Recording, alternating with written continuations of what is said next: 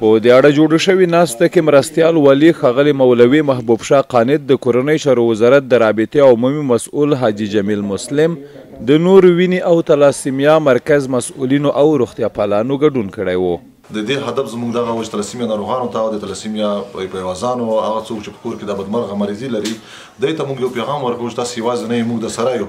انشاءالله که زموږ په وجود کې یو څاڅکی وینه هم وي موږ تاسو سره شریکه کړو تاسو نه به ونه سپموو. دویمه هم عام ولس ته زموږ وطن خلکو ته دا پیغام دی چې تلاسیمیا بیماري داسې بیماري نه ده چې ته دا وپرېږدي امکان لري څو کاله بعد په هر کور کې دا بیماري راڅرګنده شي. نو اوس نه ټول ولس ته زموږ دا پکار ده چې په ګډه مټې راوغواړو او څنګه موږ د دې بدمرغه مریضۍ نه موږ څنګه ځانونه وساتو. ځنې مرستیال والي مولوي محبوب شاه قانت په خپلو خبرو کې د خدای جل جلاله څخه د تلاسیمیا ناروغانو ته د عاجل او کامل روغتیا دعا وغوښته او د یادو ناروغانو د تداوی په برخه کې د نور وینې او تلاسیمیا مرکز سره همکاري وکړي څو وکولی شو د یادې ناروغۍ پر وړاندې د ناروغانو حمایه وکړو. موږ د خپل مسؤلیت پر بنا وړاندې هم دا خبره د خپل مشرانو سره شریکه کړې ده چې موږ به حتی الوسه انشاءالله د دې ناروغانو د وارثانو سره څنګه ولاړ یو د دې بیمارۍ د مخنیوي کولو په خاطر به موږ نهایي کوششونه کوو انشاءالله د امارت اسلامي ټولو مشرانو خاصتا صحت عامه به موږ دې ته متوجه کوو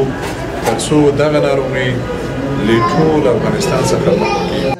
ناسته کې نورو ویناوالو هم په خپلو خبرو کې د یادې ناروغۍ د تداوی او ناروغانو سره د مرستې په برخه کې خپلې غوښتنې او وړاندیزونه شریک کړل او په دې برخه کې د مسؤلینو څخه د لاسنیوي غوښتنه وکړه. د افغانستان اسلامي امارت مشرانو او نړیوالو مؤسسونو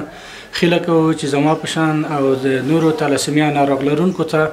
ځانګړې پاملرنه وکړي او په راتلونکي کې دوی لاسنیوی وکړي. دلته چې کله زه راغلی یم موږ سره یې پوره تخفیف کړی ده لکه مثلا په نورو هېوادونو کې دانې پوره ډېر مصرف ارڅي موږ هغې ته لاسرسی نه لرو. په میاشت کې یو ځل وینې ته ضرورت لرم دې ته مې مور او پلار ډېر ځورېږي. ډاکټر محمد نور ویلی دی چې دا به حل کېږي په راتلونکي کې به یو ډاکټر کیدلی شي.